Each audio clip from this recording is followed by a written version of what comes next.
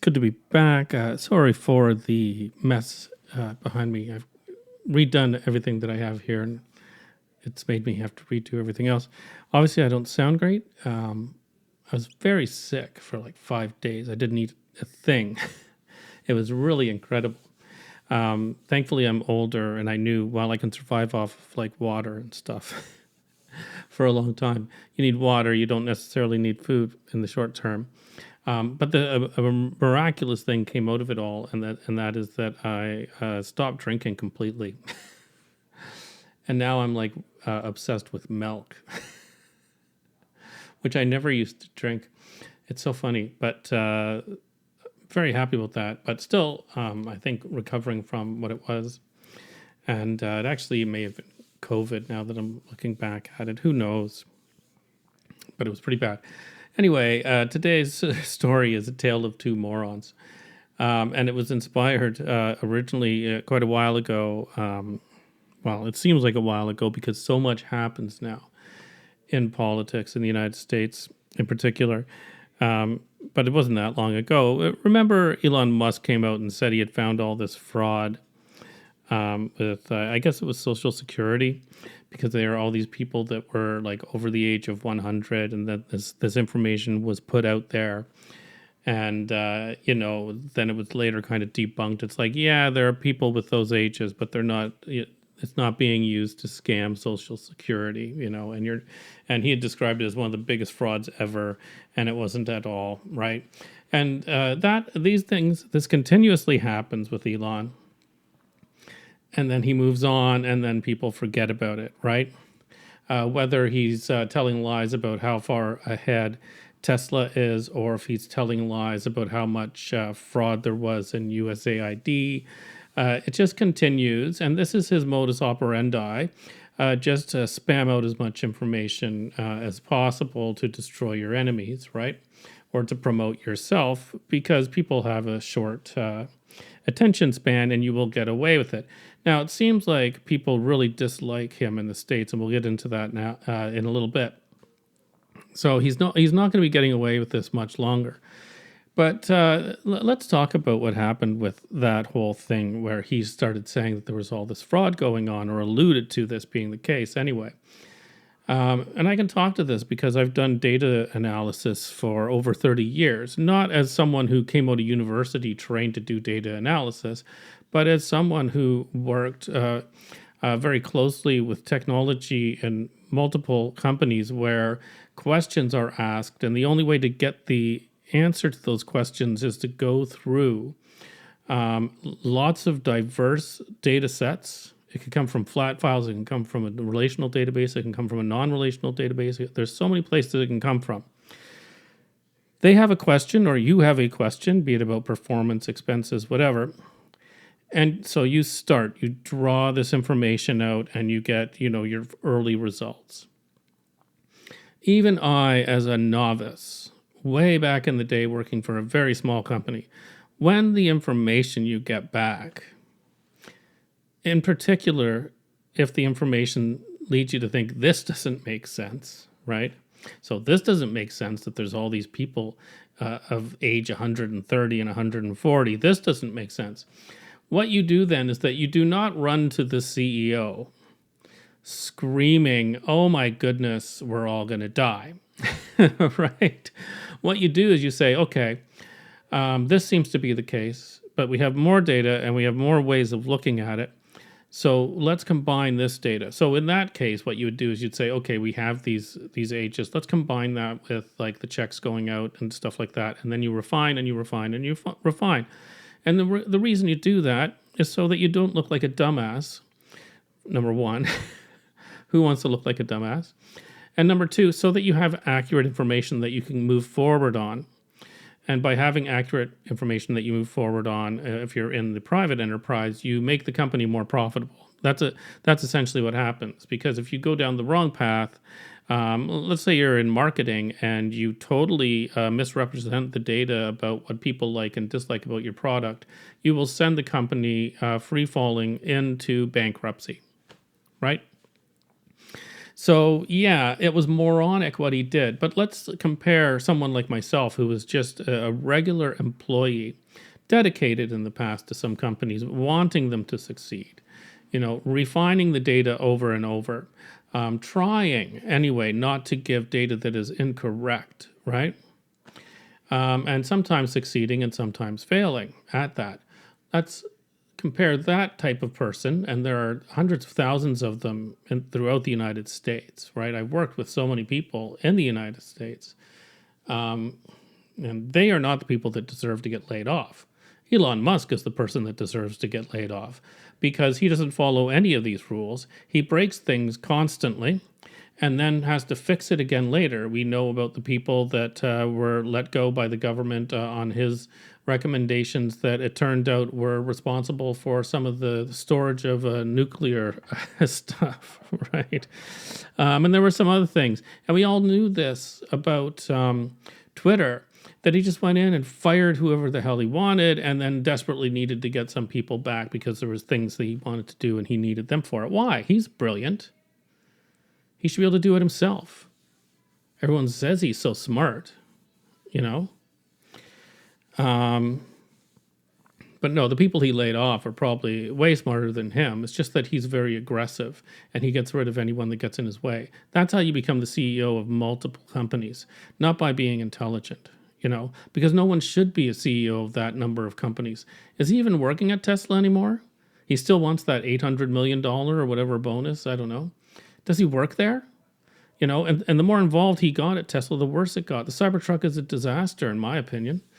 Someone can write in the comments the success story if there is one for that. The stuff he keeps his hands off of is the stuff that succeeds, and thank goodness he has the intelligence to not make the Cybertruck of space. Right? The people at SpaceX that are actual professionals and actually intelligent seem to handle most of the stuff there. And something about his self-preservation told him, don't make the Cybertruck of outer space, right? Because you're going to be responsible for a lot of death, right? There's already enough death with the existing road Cybertruck. But I was talking about, just keep telling lies until, and people will forget them and then move on to the next lie. One of them is how long have we been waiting for the self-driving car, and how long have we been told that the self-driving car is almost ready or even ready, and a lot of the software is out there in these cars. Remember the fiasco of their cars being able to find you in a parking lot, and it couldn't even get that right, from one video I saw. Let's be fair. I saw one video where a person called its car and it crashed into another one that was clearly visible right in front of it. So, yeah. That's the one moron. The other moron is Donald Trump. Now, I don't want to get too much into foreign policy. So let's just kind of get it over right away. For anyone that thinks that there's a way for the United States to easily back out of the foreign policy decisions that they have recently made that has alienated them from all of their closest allies, and and to preserve that relationship with countries that may not be allies but appreciated having U.S. involvement, the killing of USAID makes it very difficult to go back to the way things were. And so that means this little experiment which is going on. And the experiment is, let's become friends with Russia and North Korea and say to hell with Europe and Canada, and Mexico.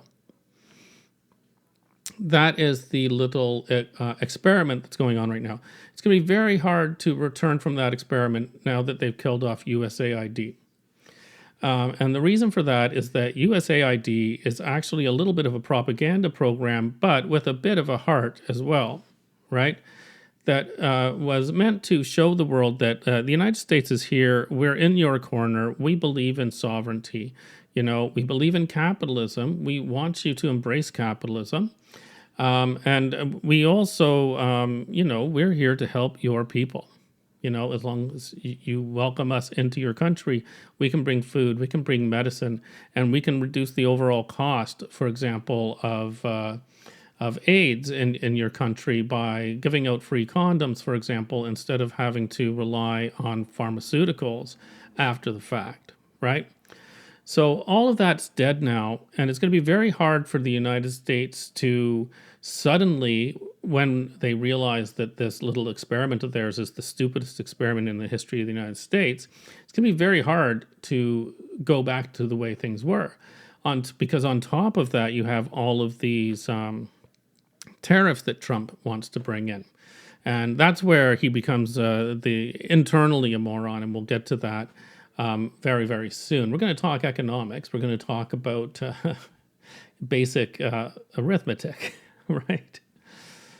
But so I said I didn't, I had seen enough before my last, I don't know if it was my last video or 2 videos ago, where I said the United States is walking away. And indeed, it seems that they are walking away. One last comment about foreign policy that I think a lot of Americans who think they should be walking away may not understand. For example, I see a lot of people saying, why doesn't Europe have their army? They've been fools. Well, the United States does not want a European army, or they did not in the past. The last thing they want is a bunch of armies sitting in the same space where NATO is, right? In case anything goes to hell, like it is right now, right? So they have kind of been prevented, but it is also true that they have maybe not contributed, and Canada has not contributed as much to NATO as we all should have, and they got very lax. And they allowed Putin to continue to get wealthier and wealthier and wealthier and wealthier, and something has to be done about it.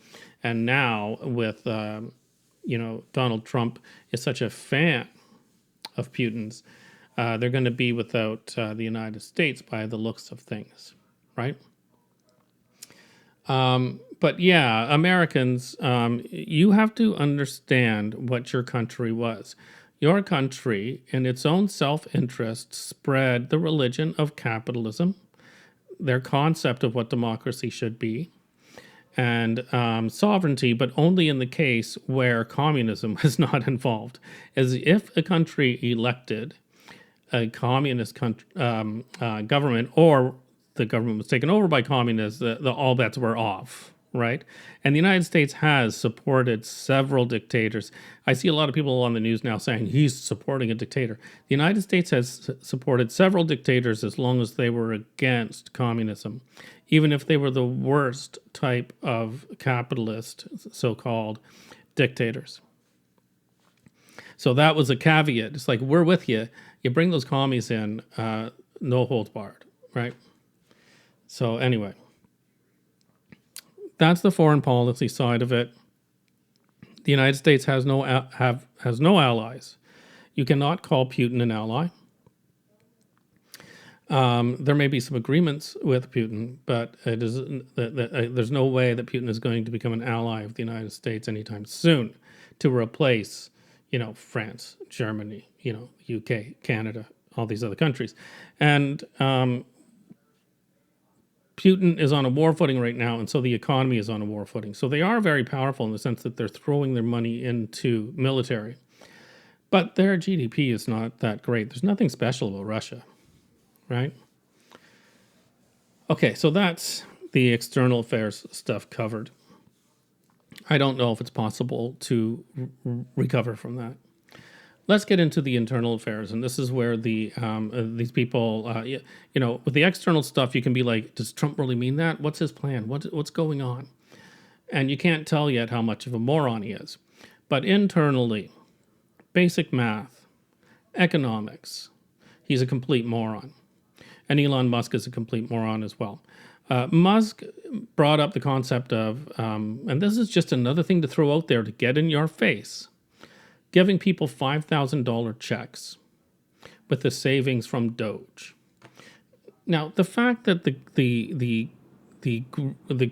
I don't know what it is, this group in the government that's actually outside of the government, I don't know, is named after a meme should tell you everything you need to know about it. They are gaslighting you. They are making fun of Americans. Why? Elon Musk hates the working people. I've never seen someone with such hatred. We'll get into that some more in a little bit, right? But the point is, he brought up another thing. We're going to give people $5,000 checks. Trump's thinking about it. Oh, we're taking that into consideration. The problem is they're not going to save enough money to do that. And not only that, the whole purpose of DOGE should not be to give money back to people. It should be to pay down the debt, right? This is what they've been mentioning. So suddenly they're already like, oh, we'll just change the reason we're doing this. Do you really want, 500,000 or 1 million people laid off just so you can get a one-time $5,000 check? And now you have to deal with the fact that if you ever lose your job, you're now competing with these very professional people that worked with the government, right? Is that what you want? Is that what you voted for? But yeah, so far, there was another story about DOGE where they had claimed already that they had saved $15 billion. Now, in American sense, that's nothing. But what's even funnier is one of the line items that was $8 billion when it was checked afterwards was only $8 million they had saved by firing all these people or shutting something down. Who knows what it was. And so, well, that's just another example of Musk being a moron. You cannot, before you release stuff, differentiate between 8 million and 8 billion. You're incompetent enough that you can't even do that. Where are all these brain children, these young brain childs that are working with you? What these brain childs are people that are so confident in their skills that when they run data once and they get the answer back, they assume it's correct because Elon Musk told them they're geniuses. But the reality is an intelligent person knows to go back and go through data several times, even if you're using AI, especially if you're using AI. I test AI all the time with concepts about music, for example, and it's constantly screwing up. Now a lot of people might say that music isn't very complicated. It can be very, very complicated, and it screws it up all the time. Just simple things like chord inversions, right? So the point is this, though. An intelligent person doesn't just know the query to send and gets it back and walks away and says, I'm done. An intelligent person knows where to start, and they know when they're finished or as far as they can go, right? That's how intelligent people work. Yeah, so they're not intelligent, obviously a moron, and you just keep watching Musk. The further he fails, the more he'll just throw something out there, like a $5,000 check. In the polls, when from what I've seen, where they're asking people how do you feel about Elon Musk, people are not favorable of him, and I'm sure part of it is coming down to they are now seeing a person that he doesn't like saving money so much as he likes to hurt people. He celebrates and gets on stage with a chainsaw while messages are being sent to people saying, you are fired because you are not living up to our expectations, right? Which is completely untrue. People are getting fired because he doesn't believe that their jobs should exist. And then they are lying. And when these people are fired, they are told it's their fault because they have not performed. Absolutely disgusting, and it shows a hatred towards humanity that is completely unbridled, and Americans are starting to understand this. Because in the United States, there is a lot of hatred towards the lower class. It's definitely true. But in the United States, there is a very strong work ethic. And there is a very strong feeling about working people deserve things, right? Elon Musk is trampling all over that with glee. And it is obvious that he is enjoying every ounce of pain that he is giving federal employees. And he'll say it's because they're federal employee leftists. It doesn't matter who the employee is. Were all the people at Twitter federal employee leftists? No. He just hates people, and he wants more for himself and less for you. And the great gift that Elon Musk is giving us is that it's showing what a lot of us doubt sometimes. Billionaires still want more, and they're willing to destroy your life in order for them to get more. So it is a very welcome revelation, and I hope that people throughout the world are seeing this and realizing, like, there are definitely some billionaires out there who are just simply people that work and work and work, you know, and they invest, you know, and they're not constantly trying to rip people off and destroy people's lives. They exist. But there is this other type of billionaire that becomes a billionaire simply because of their lust for money and their hatred for their fellow humans. And I believe that that's where Elon Musk fits in. So that's his moron side. They're not going to be saving all the money that some people used to expect. People don't expect it now. You can tell in the polls and how much he is hated that people realize he's full of crap, and he always has been full of crap, right? Let's move over to moron Trump. Trump was saying recently that people may not even have to pay income tax because they're going to get the taxes from the tariffs. And that shows exactly how stupid he is. Because you can tax all products coming into the United States at 100%. You can put a 100% tariff on those. And it still will not match what income tax gives to the government. But not only that, here's what happens when you introduce tariffs. Let's use Trump's own words to explain this. He said he is going to economic war with Canada so hard that he's going to force us to be the 51st state. So what does that tell you tariffs are going to do? Well, tariffs are going to hurt the Canadian economy. Why are tariffs going to hurt the Canadian economy? Because the prices go up in the United States and then people buy less, right? And because Canada, what we give you is things like oil and steel and aluminum and lumber. You don't have other sources for that percentage that we sell to you. So the prices go up and people buy less. And then the Canadian economy goes into a recession. So two things happen there. Productivity in the States goes down, right? Because it's becoming more expensive to do business there. Canada goes into a recession, therefore stops importing as much as they used to from the United States. Now, there's a whole other part, is that Canadian nationalism has reared its head now, and people in Canada are just not buying American things. So Trump wants to balance, they have a trade deficit with Canada because they buy Canadian oil, right? Essentially, if they didn't do that, they'd have a trade surplus with Canada because we buy a ton of stuff from the States. I saw someone saying, well, I don't care. What's the last thing that you bought that said made in Canada? Very, very smart. But what that means is in Canada, we can stop buying American goods because all of our stuff says made in the United States and we can get it here. Whereas in the United States, you can't just stop buying steel and lumber, right? You want to build houses, you want to build skyscrapers, you want to do, cars, whatever. Oh, and automobiles are on the list as well. But let's get back to the main point. Trump is saying that they're going to make so much money off of tariffs, it's going to help them to balance the budget or get rid of income tax and all of this other stuff. And it's not going to do that. It's not going to bring in all that much money.